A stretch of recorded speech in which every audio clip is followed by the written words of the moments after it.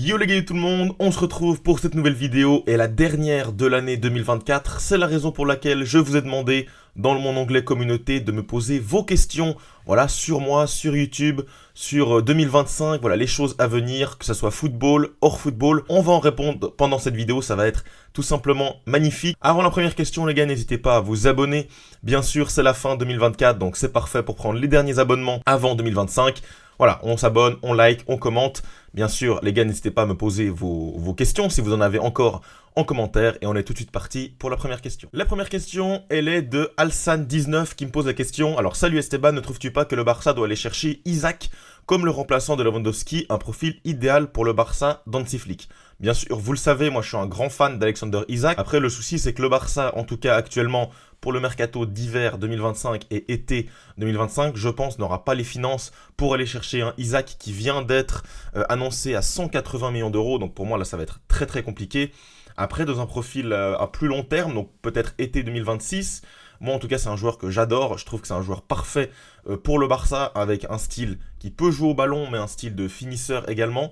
Voilà, je trouve qu'il a vraiment beaucoup évolué depuis son départ de la Real Sociedad. Je l'ai beaucoup suivi là-bas, mais il avait un grand problème de finition.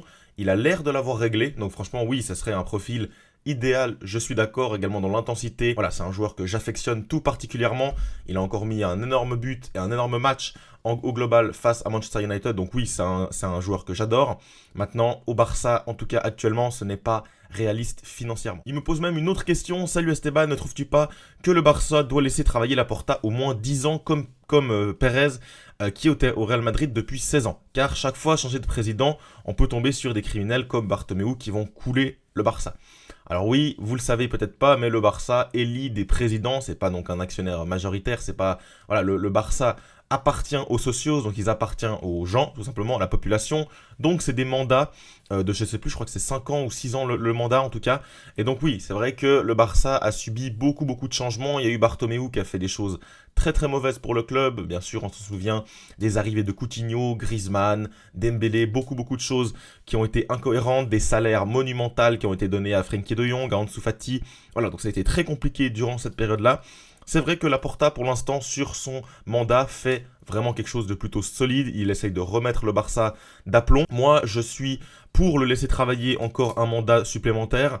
Il aura le nouveau stade. Il est plutôt bon pour aller trouver... Alors oui, souvent on rigole avec ses leviers financiers, mais franchement, il est plutôt bon à ce niveau-là. Il arrive à trouver des accords de partenariat. C'est lui qui a fait signer Nike. C'est lui qui a fait signer Spotify, si je ne m'abuse. C'est lui qui fait souvent des accords de sponsoring avec l'Arabie Saoudite, avec de nombreux sponsors. Donc franchement, moi, j'aime plutôt bien ce que fait Laporta. En plus, sur les coachs, il n'a pas non plus eu tellement tort sur les derniers choix.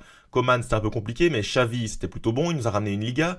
Hansi Flick, ça commence très très bien. À voir maintenant ce qu'il va faire, parce que forcément, plus le temps passe, plus les attentes vont augmenter. Mais oui, pour l'instant, Laporta, il fait plutôt du bon travail. À voir maintenant s'il va réussir, voilà, à mettre de l'argent en plus dans le mercato, à réellement créer une bonne équipe très compétitive. On passe à la prochaine question qui nous vient de Jordan.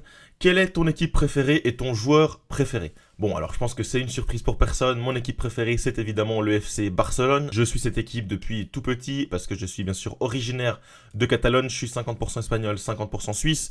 Et mon joueur préféré, alors bon, je dirais peut-être Messi, mais si je veux être original, je dirais Iniesta.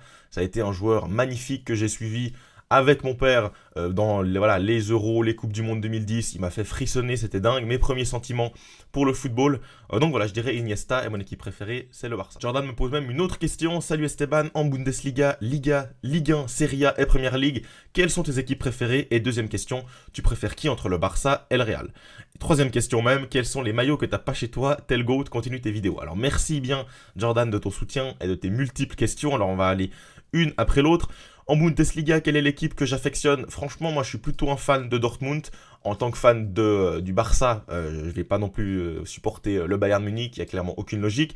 Mais j'aime bien ce que fait Xabi Alonso et le Bayer Leverkusen. Mais je dirais plutôt Dortmund en Bundesliga. En Liga, bien sûr, le Barça, je ne vais pas y revenir. En Ligue 1, alors franchement, en Ligue 1, j'ai pas de club que je supporte tout particulièrement. J'ai quand même une sympathie pour le PSG, même si bon, c'est assez bizarre. Mais en Ligue 1, moi j'aime bien le PSG, j'aime bien le projet Luis Enrique, c'est un entraîneur que j'aime beaucoup. Donc je vais dire quand même le PSG, même si franchement, il n'y a pas grand monde en Ligue 1 que j'affectionne tout particulièrement. En Serie A, moi j'aime beaucoup l'Inter Milan, même si Voilà, je suis peut-être un peu biaisé par le fait qu'il y a Yann Sommer dans les cages, c'est un gardien que j'aime beaucoup, il m'a fait vivre énormément d'émotions, donc je dirais l'Inter Milan. Et en première ligue, quelles sont tes équipes préférées? Franchement, je dirais Manchester City. Évidemment, c'est à cause de Guardiola. Je suis un grand fan de cet entraîneur, mais je suis également un grand fan de l'équipe que j'ai suivie. J'ai suivi ses nombreuses désillusions en Ligue des Champions, mais j'ai suivi également son sacre en 2022.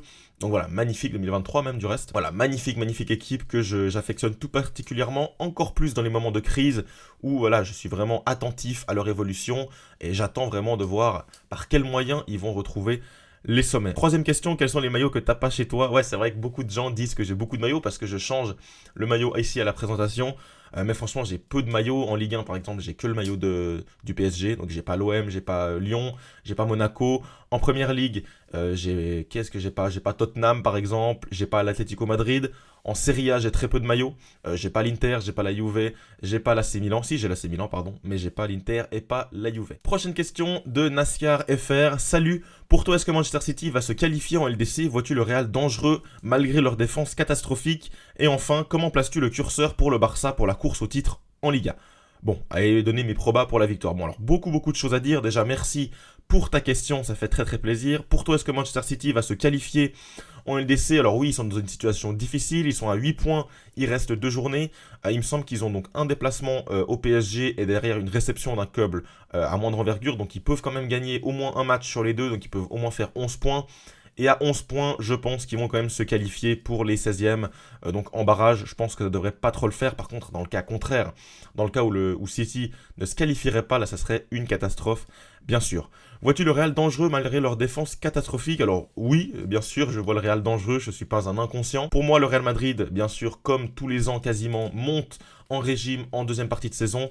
La défense, elle est peut-être catastrophique actuellement. C'est vrai qu'avec Vasquez et Camavinga, Mendy, Fran Garcia sur le côté, c'est compliqué. Il y a eu également des grandes blessures en défense centrale. Il y a Alaba qui va revenir. Militao, bien sûr, qui s'est refait les croisés. Oui, c'est compliqué pour ce Real. Après, le Real est toujours dangereux. Moi, c'est un club que je respecte énormément.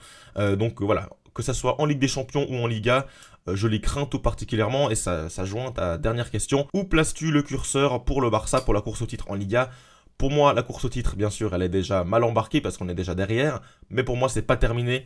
Je pense que, allez, les probas de victoire, franchement, je sais pas à quoi ça correspond, mais je dirais qu'on a, allez, 40% de victoire. Franchement, je nous vois quand même remonter la pente et je trouve qu'on a vu des choses très bonnes, même exceptionnelles sur le début de saison. Je me dis pourquoi ne pas les revoir en deuxième partie de saison. La question suivante de Gabigno qui me demande, donc salut Esteban, tu as quel âge? Déjà, bon, quel âge j'ai? J'ai 19 ans, je suis en 2005, je vais avoir 20 ans l'année prochaine en 2025. Est-ce que tu voudrais faire de YouTube ton métier? Bon, alors franchement, moi je vais répondre à cette question. Dans l'idéal, oui, ça serait un objectif, mais franchement, court terme et en théorie, non. Je vais quand même faire des études à côté, je vais essayer quand même d'avoir un travail, etc., une situation plutôt stable. Pourquoi pas? Après, voilà, on ne sait pas de quoi l'avenir sera fait, mais si je dois répondre à l'instant T, je dirais non. Plutôt, c'est un loisir actuellement. Supportes-tu, quelle équipe tu supportes? Bien sûr, le Barça, j'ai déjà répondu. La suivante, c'est Horacio qui me demande, salut Esteban, d'où viens-tu et tu es de quelle nationalité? Alors bon, c'est une question déjà qui revient pas mal. D'où je viens? Bon bah je viens moi de Suisse et d'Espagne, comme je vous l'ai dit, 50-50. Et sinon, je viens de Lausanne en Suisse, donc je suis voilà dans la région lémanique, en Suisse romande, nationalité suisse-espagnole. MTO le GOAT qui me demande, salut à toi Esteban, quelles sont tes attentes concernant le Barça et j'aimerais connaître ton point de vue sur le PSG. Bon, alors il y a beaucoup de choses à dire, on pourrait beaucoup s'éparpiller sur cette question. On va répondre l'une après l'autre. Quelles sont tes attentes concernant le Barça? Pour moi, cette saison, l'attente, elle n'est pas au niveau des titres. J'attends voilà, une progression générale de l'effectif. C'est un effectif très jeune avec un coach très jeune, qui est arrivé au club depuis très peu de temps. Voilà, donc j'attends une cohésion d'équipe, j'attends de voir des choses. J'attends pourquoi pas une belle campagne en LDC, pourquoi pas une demi-finale, une finale. Mais voilà, j'attends pas de titre à proprement parler. Pour le Barça, je pense que j'ai tout dit. Mon point de vue sur le PSG, alors c'est vrai que je parle quand même souvent du PSG sur la chaîne. On a du reste fait un long talk sur la chaîne de MTO pour parler du PSG. Vous pourrez avoir mon avis plus en profondeur sur sa chaîne. Je vous invite à aller la voir. Bien sûr, mon point de vue sur le PSG, c'est que le PSG prend la bonne direction enfin depuis cet été avec le départ de Kylian Mbappé et l'arrivée, l'ancrage de Luis Enrique au club. Je pense que c'est une bonne chose et je pense que le PSG va dans la bonne direction. Prochaine question, c'est Mohamed qui me demande, salut Esteban, quelle équipe tu supportes pour chaque championnat et pourquoi? Le pourquoi je l'aime bien, parce qu'on a déjà répondu à cette question, donc je vais continuer.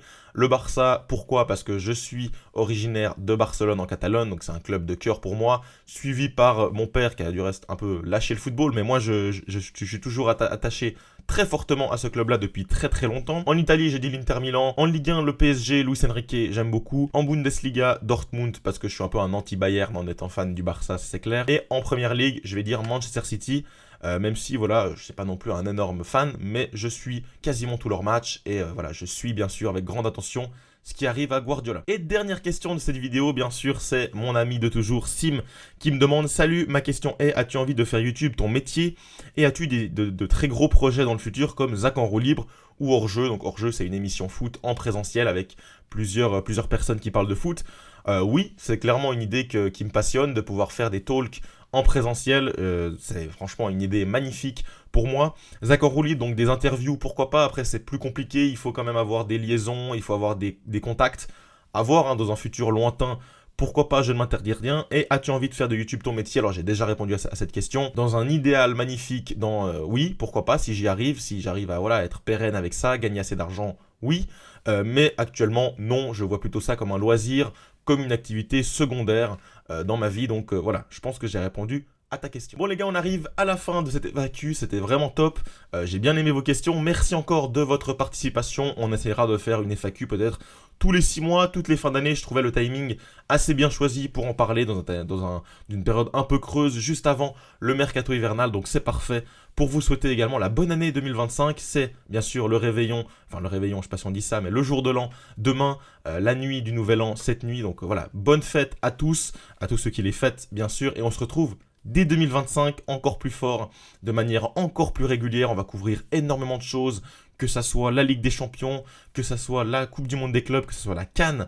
Fin 2025, tout ça, ça va être incroyable. Donc une très belle année 2025 en perspective. Et on va terminer cette vidéo avec un petit pointage, comme ça on le fera peut-être tous les 6 mois, sur le nombre d'abonnés sur la chaîne. Donc on termine l'aventure 2024 avec 1794 abonnés, donc on va dire quasiment 1800, donc c'est magnifique depuis septembre où j'ai commencé cette chaîne, donc c'est franchement un très très beau début, et on verra bien sûr dans 6 mois, dans 1 an, où est-ce qu'on en sera rendu. En tout cas, merci à tous de suivre le projet, et on se retrouve en 2025 plus fort que jamais.